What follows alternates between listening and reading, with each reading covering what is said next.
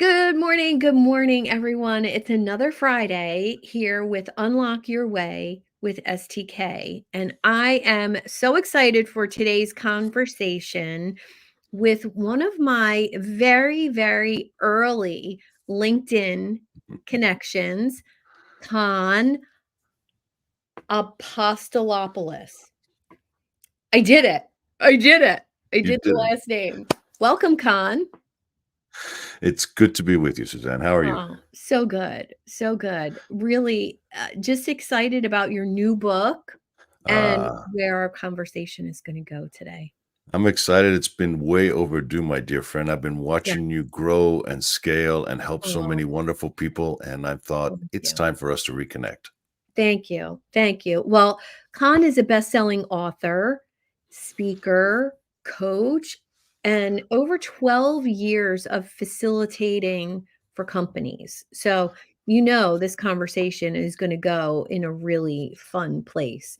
The change management that you do, Khan, and your positivity shine through in all of your content. So, I'm just honored to spend that time with you Well, today. thank you, my friend. Thank you, my friend. I'm looking forward to our conversation because I know that through our discussion, I think we'll spark some interest in our audience. I think people will Yeah. find nuggets here and there that apply to them. So I hope they're paying attention. Yes. Well, let's start off with one of the things I say all the time, that if you're not astonishing people with your value or providing massive value in your marketplace or in your business to your employees, you have no chance of standing out in today's marketplace. Mhm. And I'm excited for that part of the conversation because I think this is really the missing key with so many businesses today. Mhm. Indeed. Indeed. And that's a big part of why you and I add value to our clients. Mhm. Why? Because the way that I explain what I do to people when I have, family gatherings or you meet somebody and they ask you what you do, the best way for me to explain it to people is that most companies spend time and money and resources to build these wonderful business plans that they think will move them forward. And what I explain to them is that these best laid plans are not worth the paper they're written on if you don't have the people to execute those plans. So much of what we do, especially when you have a company that is beyond just you and you have other people involved, whatever size that is, whether it's one or two people that work with you or it's 100,000 like I've done in the past with companies that large, Mhm. it matters because you have to get results through those people. And if those people are not engaged, they're not on board, they're not aligned with what you're trying to do, you're not going to get there. Or at least you're not going to get there in the way that you could. Mm. Is that really what drove you to write this newest book of yours, The Engagement Blueprint? It is. And if we take kind of like a quick history to the recent years that we've done, you and I talked when I first put out the first book, which was The Mhm. 7 Keys to Navigating a Crisis. That book was written at the start of the pandemic to really help individuals and organizations navigate this crisis, this change period, and get through to the other side. Well, at some point, when we did get to the other side eventually, and thank goodness we're out of that, my clients started asking what's next. And Mm. that's the same time frame when we're looking at the great resignation, a lot of the quiet quitting, all of those terms that became familiar to us with people really disengaging. Mm. So over the last almost 2 years now, I started researching the topic of engagement because it is something that's very relevant and important to what I do. And on one hand, I was doing the research and trying to understand behind the headlines, behind these millions of people that were leaving their jobs, not knowing where they're going, all of this change in the workplace. What was really behind that, driving that? And I found that engagement or disengagement was playing a big part in that. Mm. On the other hand, I was still serving clients that had some of their best years during and right after the pandemic. And to me, I made the connection and realized that part of the reason why they were performing so well, especially with their people, is because they were engaging them. And Mm, so I found the perfect place to validate the facts that I was finding, information that I was uncovering, and the application of it with my clients. So it was very near and dear to my home. Furthermore, I took it and I interviewed some really, really interesting leaders across the globe in very diverse industries and found that their success also coincided with the findings that I had.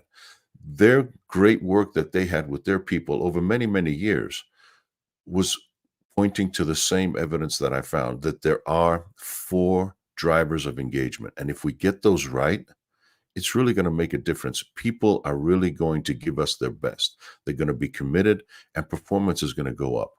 So that's part of the reason where I went, aha, this is where mm. it is. This is how I'm going to help my clients. This is going to how I'm going to help my audience, my community move forward and really excel. So preparing post pandemic and hitting the ground running and really excelling and separating themselves in the marketplace to really win in business. Wow. Wow. What are the 4 drivers of engagement? Well, what I found, to be honest with you, Susan, is that these four drivers don't just apply in the workplace. They're human drivers. Mm, They apply to us regardless. The first one is our need to feel valued. We all have that need. We all want to be appreciated for what we do. We all want to be valued. And what that looks like in the everyday world is everything from creating a safe place, not just physically, because I support a lot of companies, for example, in the construction space or in other industries where physical safety is part of their DNA. But it goes beyond that. We have to create, as leaders, an environment where people feel emotionally and psychologically safe to be themselves, to be able to voice their thoughts, their opinions, their ideas without fear of retribution. yes. So that's one thing. I mean, another element that contributes to value is the essence of respect. Now, most companies have respect as one of their core values. But in reality, it's important for us to understand that respect is an every moment, every day kind of thing. And it comes in two flavors. There is the owed respect that we have to each other just because we owe it to each other. We should be interacting with civility, with respect, with kindness with each other. And then there's the second level of respect, which is the earned respect. And that's the respect we give each other when we go above and beyond, when we make a contribution to the team, when we do something for others. We earn the respect of other people from that. And so on and so forth. It's gratitude, it's kindness, it's time and attitude that we bring to the table. Do we give people the attention that they need? I mean, how many times have I heard people say, you know what? I sat down with my supervisor and he or she was spending more time on their phone or their computer, Yeah. even though it was our one on one. Well, that sends a very clear message to people. Mhm. So, all of these little things that you can do day to day, whether it's your coworkers, your employees, your family, all of that shows people that you value them. So, feeling valued is one driver. The next one, Susan, is feeling connected. We're tribal creatures. We Yeah. all want to feel like we belong. I mean, even you and I in the solopreneur world, in many ways, how many times have we craved that connection to others? That's why you and I love grabbing a cup of coffee together and sitting down and talking Yeah. about what's going on. It's the Yeah. same in the workplace. People want to feel connected to their coworkers, to their team, to their leaders, and they all want to be connected as well between their goals and what the team is trying to accomplish. As leaders, if we can discover that, create those connections for people, person to person, but also individual goals to team goals, that's where the magic really happens. But that Mhm. requires us to be able to understand the principles of creating and building a high performing team, which is something I talk about. The third driver is the driver of productivity. We all have the need to feel productive, that we are contributing in a meaningful way. The way that I explain it to people is that if we were to take a group photo of a bunch of us together, and then I was to give you the photo, what's one of the first things that you would do? Well, for most of us, if you're anything like me, you'd look for where you are in the picture, Yeah. right? Look for yourself. Exactly. Because we all want to know, where do we fit in? Mm. How do we fit in? How does our contribution add to that? One of the most powerful and most empowering things that you can do to your team is show them, connect the dots for them, and show them how everything that they do contributes to the bigger picture. It creates personal accountability, creates ownership and pride in what they're doing, and people want to contribute. If you want to see what the pure joy of contribution looks like, look at a volunteer event. Look at the people there that are not making money doing that, but are full of joy and satisfaction for making a difference. Yeah. That's the power of productivity. I Now, love that so much yeah, because I heard something a couple weeks ago, um, that people don't join communities, or group coaching programs or companies for what we think they do. mhm, And it's based on everything that you're saying. People actually join with other people for the intellectual and the social capital of being with the other people in that room. mhm, They mhm, stay long term for the communal capital, for that the relationship of the group as a yep, whole. And yep, this was really interesting to me, doing group coaching, having a community. Why do people stay? What so they might sign up to learn something, right, or they might take a job because they need a paycheck. They stay at that job because they're receiving that support, all these drivers that you're talking about. To me, yep, that's the communal capital, the benefits from being in a tribe, in yep, a group. yep, And that can easily be your company yep. with the right culture in Right. mind. And you have a choice as leaders, as business owners, we have a choice to create that culture because culture Yeah. is nothing more than the way we do things. If you don't like your culture, change the way you do things. And Mhm. that's what I tell people. It's as simple as that. It's not easy, but it's as simple as that. Change your behaviors and the way that you act, and it's going to start impacting your culture. So, Yeah. the need to feel valued, the need to feel connected, the need to feel productive. And you touched on the last one, which is the need that we have to feel supported to learn and grow. In every case, most people want to feel like there is some sense of progression. If not, upwards, at least more interesting work, a way to kind of add some variety to their work, add some meaning to their work from that perspective. So, what I tell people is you got to make sure that you start stimulating that driver for them. Because, take water. Water is a life force, but the difference between a swamp and a river is movement. It's Mm, that movement, it's that good. constant movement. When we get stagnant, things start deteriorating, they start breaking down, they start getting toxic. We got to keep some flow to things. We got to keep movement, even slight movement, even lateral movement for a lot of our people. Challenge them in different ways so there's always something for them to look forward to. We all have that need. So, those are the four drivers that I found of engagement. And it's something that leaders can do in their own teams, no matter how big or small they are. Whether you're the CEO of a multi-million dollar company that has hundreds and thousands of employees, Mhm. or you are a team leader of two, three, four, five people, the way that you act, the way that you behave, you can help build that culture of commitment and performance. Yeah, I love that. I'm a team of 3 people. Mhm. Um, and sometimes I think my assistant is the leader of the team.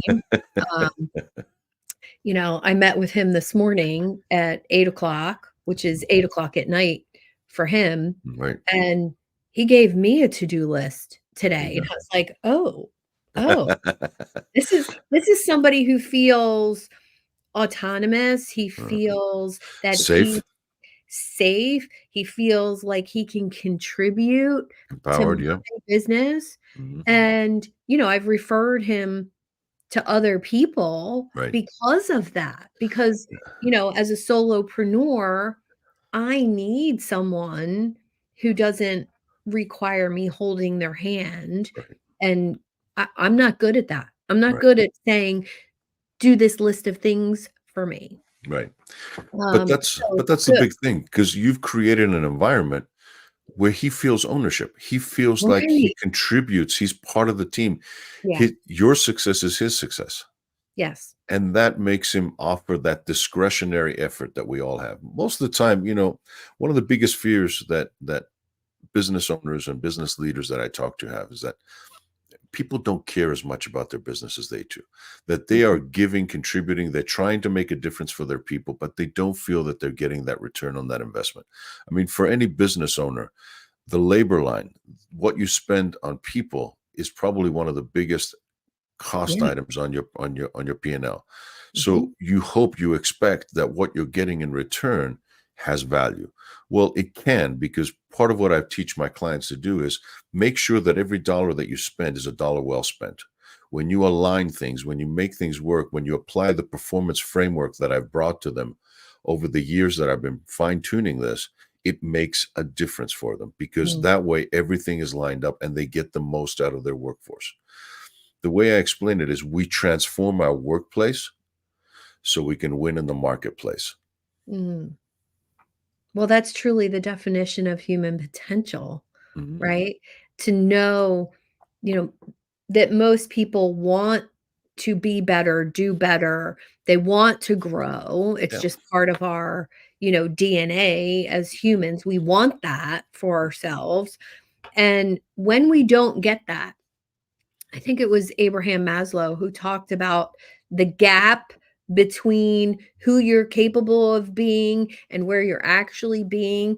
And in that gap is depression, anxiety, Mhm. stress, overwhelm, because you're not living up to your potential. Yeah. And engagement, whether it's in a community, in a Facebook group, or in a company, is really, I think, the driver of success. Look at when Mhm. somebody looks at their social media numbers Mhm. and they say, "Well, great, you post every day. Um, you get 1 like, no comments. Do you get any clients from Mhm. it? Is anybody inbound from your content?" That's the lowest Right. definition of engagement for Right. me. But personal engagement, do you get buy-in from the people that are working for you? Do they follow you because they have to or because they get to? Right. Right. And that's a big part of that is up to us, because we can Yeah. hire the right people, we can train them smartly, and managing that process becomes a lot easier.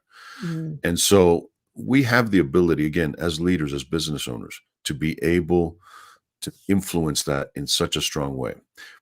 But it's not enough. I mean, a lot of times I realize it's not enough just to tell people that it's going to change things. When they are in the midst of a toxic environment, a lot of times it's like the frog boiling in slowly in water. They don't realize how bad it is. I mhm. asked people, I said, how do you feel Sunday thinking about Monday you're going into the Mm, office? If you don't get excited and instead you have this ache, this cramp in your stomach, you're in a toxic environment. But beyond what you're feeling, there's proof that this is costing you a lot. Let me give you some numbers that I'm going to throw out from my research.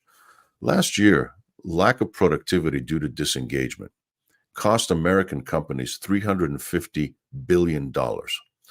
When you spread that out across the globe, that skyrockets to 7.8 trillion in lost productivity. Now, why? Why? Because if you think you have 5 employees, okay, what the numbers show is that 21%, or 1 in 5, are basically engaged. They're the ones that, if you were in a 1 in boat, 5. 1 in 5 globally. If you Wow. look at that, that's the one person in a 5-man boat or 5-woman boat that is paddling like crazy trying to make things happen. 3 of them are just along for the beautiful ride. Every now and again, they'll dip their paddle in, they'll contribute a little bit, but most of the time they're looking around, they're enjoying themselves, collecting a paycheck. And then there's this one person at the back, the 19%, that's actively poking a hole in your boat to sink it, because they are so unhappy, because their engagement needs are not getting met, and they are spreading cancer in your organization. That person is costing you in lost productivity 34% of their annual salary. So think about that. If you have, challenge our audience right now. Pull out a piece of paper and tell me, write down, how many people do you have working for you and with you? Write that number down. If you have that number and you think that 1 in 5 is actively disengaged on Mm, average, and costing you money, 34% of their salary, put that down. For every $10,000 that you're paying that person, they're costing you 3,400. Now do the multiplication about how much you're paying them and how many of them you have. And all of a sudden you realize this is not just a nice to have. Mhm. This is truly a differentiator Yeah. because you are losing money. And if you're trying to make payroll on Friday, that's where you're losing that money. And that money not only cannot, you can save that money by having the right people working for you and engaging the people that you do have. But think about how much more you can make forward progress because your people are truly giving their best, like your assistant who's Mhm. owning it and taking you forward, helping you move your business forward. Mhm. That's the difference, Susan. Wow. I mean, I'm just thinking you just showed why it's important to bring someone like you into a company because that number, Mhm. I can't even imagine if I had, 10 employees and 5 of them were not engaged. It's a Wow. staggering situation. I mean, you Yeah. realize why you're not making the progress that you feel you should be making, and Yeah. why at the end of the day, your talented people, your most talented, your best people are not gonna tolerate it. They're not gonna they have choices. They don't Mhm. wanna sit in a toxic environment as much as they like you. They Yeah. have choices. At some point, what you're gonna be left with is Mhm. the debris. Yeah. Yeah, I can really see how, that person at the back of the boat, such a vivid image that you painted with that story. That person who's sitting there not paddling, maybe even paddling backwards, Yeah, you know, yeah, and that can really bring down everyone else in the yeah, boat, whether it's 5 people or 500 people. yeah. One bad apple, and we've all worked in places Mhm. like that where one person bad mouthing everything, negative everything Right. really lowers the morale and the engagement of everyone else. Yeah, I mean, think about it. I mean, on a factory floor, if you have 500 employees, 100 of them on average could be disengaged at varying Mhm. degrees. I mean, think about what that does to your culture. Yeah. If you play just the averages. Now, again, it doesn't have to be that way. We don't have to tolerate toxic workplaces. We can do something about it. Leverage the drivers, start applying them. That's why I wrote them out in plain English in the book with facts, with information, and with how to's about how to go about it. But with my clients that I work with, I mentioned this to you because it's just about increasing that commitment and Mhm. really getting to the performance. Well, when I work with large organizations or with companies that ask me, okay, so this is great. Are you telling me that if I just do these things here, it's going to make a difference? I said, yes, but there's more to it. Mm. So the way that we go about getting that is really applying a framework, like I mentioned to you, where we understand that the investment that we're making is really going to take root. Why? We have to first and foremost go in and make sure that our people have the abilities, the skills, the knowledge, the abilities to execute. So, on one hand, we need to develop individual competence, as I call it. Mhm. So, people need to be able to execute the jobs that you want them to do. And then we pair that up with the commitment, their desire, their willingness to do it. So one requires training, whether that's on the job training, formal training like you and I might do, other ways of having coaching doing that. And then we extend that coaching over to gain commitment through individual and group coaching programs Mm. or mentoring programs within the company or apprenticeships, anything that will help create the environment where it shapes people's desire and confidence to execute. So competence and commitment. Between those two is where we find the feeling valued. When you do that for people, they realize how valued they feel. Right? Mm. Then when we take commitment and we layer on that teamwork, because a lot of times what I'll do is I'll work with companies to enhance their teamwork. We do team building activities. We do sessions where we get everybody on the same page, whether it's we're rolling out a new approach, a new product, a new strategy, we're doing strategic planning, whatever that is, we combine teamwork and individual commitment to get to the connection piece. That's where you feel connected. Then when you have competence and you have systems in place, That really enhances your productivity. When you have the right systems in place and people are able to execute their job well, that's how they feel productive. So, and between systems and teamwork, what you have is the opportunity to support people so they can learn and grow through career path planning, through succession planning, through performance management systems that allow them to truly flourish, through group incentives where you're really rewarding the efforts, individual excellence through group activity. All Mm, of those things are part of a framework or the four pillars: competence, commitment, teamwork, and systems that I apply. And I have been applying that for 30 years now. That really is the foundation for people to leverage those drivers. wow. Wow. So many questions.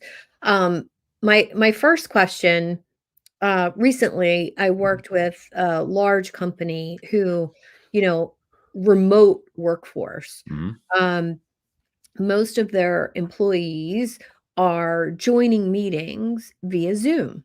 Right.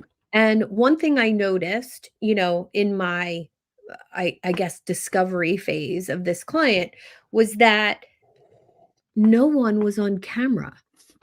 No Mhm. one. And I thought, well, this is weird. This is a team meeting and nobody's on camera. Some people had like a little picture of themselves, in the Mhm. center of the screen, but most had nothing. Mhm. And I thought, right there, that's a change that has to happen in order for people to feel like they know their coworkers, that, between the background, being slightly personal, you get Mhm. a little peek into somebody's world, but also facial expressions, body language. Are they paying attention? Are they looking at the camera or are they over here multitasking? There's so much that can be gained from just that small change, Right. and they weren't willing to even address it. Mhm. And I thought, I can't help you any further if you can't look at the number one driver of psychological safety is knowing your coworkers. Yeah. I mean, think about it. That's the equivalent of not making eye contact when you're sitting next to somebody. Yeah. Or Because or being here, talking to you while I'm doing this. correct. Hiding behind Horrible, that. And horrible. that's it doesn't make people feel comfortable, it doesn't make them feel connected. No. But again, to your point, there may be an element of people don't feel safe, they feel judged, they feel whatever. Mhm, To me, breaking down that barrier would you're absolutely right, would be one of the first steps to truly opening up mhm, this team and helping them feel connected. yeah, Even during the COVID years, I was talking to my clients and helping educate them on the fact that we can no longer afford to mhm, just be the old style, the old playbook of leadership. yeah, yeah, That's proven to be very lazy and ineffective right now. In a world where some people are in person, some people are virtual, some people are hybrid, we have to evolve our leadership. And I call that the use of the leadership paradox. mm, And a paradox, essentially two opposite forces. But when you're able to grasp those two opposite forces and synthesize them into something more evolved, more complex, you're now engaging people at a different level. Here's an example. When we are dealing with a remote workforce, for example, I need to have, on one hand, empathy and understanding that somebody may not have the luxury of a dedicated office space in their home. Whatever the case might be, I need to be understanding of their circumstances. Perhaps one of the reasons why they're working remotely or virtually all the time is because they have some other responsibilities that they're trying to juggle. Maybe mhm, they're a caregiver taking care of an elderly parent, or they have young children that have needs and they have to do certain things. So, on one hand, I need to be empathetic as a leader and understand their unique circumstances. But on the other hand, I need to bring tough love in order to set healthy boundaries. So I protect the person, but I also protect the interests of the team. And I have to balance those things out. So I combine empathy and tough love together to be able to set that. I may look at it and say, for example, you know what? From this time to this time, I need you focused. I need you on camera. I need to know that you're on point. And then you can go take care of that and break up your schedule so it makes things done. I may introduce a second paradox, which is basically not just managing outputs, but managing outcomes. And I look at it and I say, okay, here are your 3 priorities this week that I need you to get done. How and when you get that done is up to you based on your needs, but I need you to get them done. And here is, I'm managing the outcomes rather than how much time you're spending on Mm, at your keyboard. yeah. So the third one, for example, is take a look at what we are doing right now. You and I are on opposite ends of the country, Mhm. yet we are feeling like we're in the same room. We are using high tech technology to create high touch and connection. We can do more of that because we don't have the luxury with our virtual teammates for that 5-minute walk from the meeting room to the break room where I'm going to catch up with you and say, hey, Suzanne, how's things going? How's the kids? What Yeah. happened? Hey, I heard, how did the party go this weekend? We connect on a human level. We connect and we create those opportunities for bonding. If I don't have that, I need to create that through the technology. And Mm, I need to create those moments where we are connected and build that trust, build that opportunity for us to really come together as a team. I love. So embrace the paradox and create that third and better option, if you will. Well, it's interesting, you made me think about when, before I was a coach, Mhm, I was a dental hygienist for mhm, 20 years mhm, working in I only had 2 jobs my entire career, mhm. and I worked in one office for 15 years, and I was young, and I didn't have kids, I was not married, and I remember not understanding why the women with children were allowed to come in late or, miss work at the last minute because Mhm. their kid was sick. I remember not being very sympathetic to Right, that at all. right, I was very like, "How could you miss work because right, your kid was sick?" Like, I had no tolerance right. at all for that because it usually ended up being me who had to pick Pick up up the the slack. Yep. slack on those days. Mhm. And I remember learning very quickly when my son came along what that was all about. Yep. And it's something you cannot experience until you experience it for yourself. Right. You really can't, and I think being part of a team and having, whether it's meetings, but you said the thing about walking down the hallway, like to Mhm. the water cooler and those little touches Yep. of personal interaction. I had that all the time in that career, not only with my patients, Mhm. but with my coworkers. I was missing that when I came into the online space, Yep. and I think that's why I created my first community of people and started bringing people together was for Yep. that very 'Cause you're reason. missing it.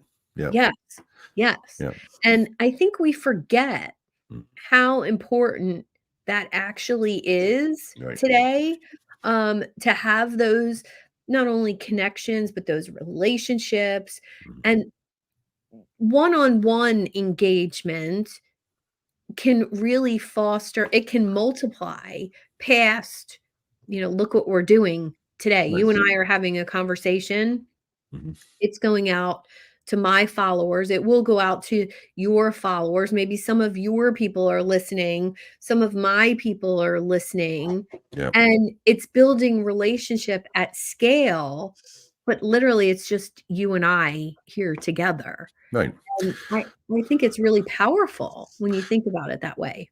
It is because people need to hear that message. And again, it's those interactions that we need to cultivate because those are the things, again, think about it, the connection, the power of connection, the leveraging that as a driver to really build those relationships. I Mhm. mean, one of the things that we're finding right now, and it's funny because I write about all these things in the book because all of these things are so relevant and tied together.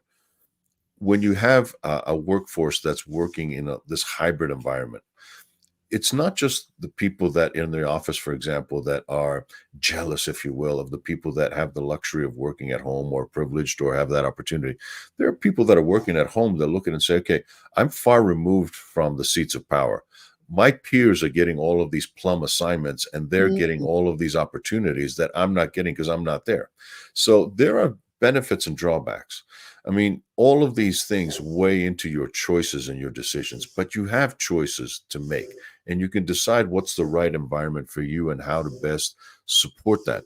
So you look at that and say, okay, I need to make the environment so my people can feel mm, connected. I need to do that as a leader. And some of my clients are finding it that, you know what, hey, we're still going to offer that opportunity for you to do some of the work that makes sense for you to do remotely, but we still want to create and build that mm. collaboration, that teamwork, that culture that we want to cultivate by bringing you in person. But it doesn't make sense to bring them in person if all they're going to do is work isolated. Right. Focus, focus, focus. Again, smart leadership will go a long way. You cannot afford to be a lazy leader and use the old playbooks. It's not just going to go on autopilot. You got to consciously lead people. Yeah, it really does start at the top down, Mhm. doesn't it? Yeah. It does. Well, thank you so much for your insights today. I truly appreciate where you've gone in your career. Your 3 books, um, all have been such a progression Yeah. of just that message of being a conscious leader Mhm. and, making change, not only Yeah. within your organization, even with your organization of one person, Yeah. it can truly make a difference. How can our listeners today get in touch with you? Well, there's a couple of different ways. Obviously, for those that like LinkedIn or on LinkedIn, come find me. I'm under Coach Kon with a K, Kon, Coach Kon. That's where they can find me there. Otherwise, there's ample information on my website, freshbizsolutions.com. They can find information there and go pick up the book, The Engagement Blueprint, Building a Culture of Commitment and Performance. It's out now. It's out on Kindle and on print versions, both paperback and hardback. And hopefully, like we talked about, maybe in the next few Yeah. months, we'll be able to get an audiobook out. Well, you have such a fabulous voice. I hope you're gonna read the audiobook yourself. Oh, I intend I to think that because I I think that'll be great. I feel the message. Yes. Yes, yes. And I will make sure that all of your links, are in the comments of today's video, and please, thank you for, just being who you are. I enjoy your content and enjoy our social media relationship, even though we've never met in person. I feel deeply connected to you and your message, and I appreciate that every day. Oh, likewise, Suzanne. Thank you so much, and thank you to our amazing audience for paying attention today. Absolutely. Thank you so much, everyone, for joining me here on another episode of Unlock Your Way with STK. Have a great day.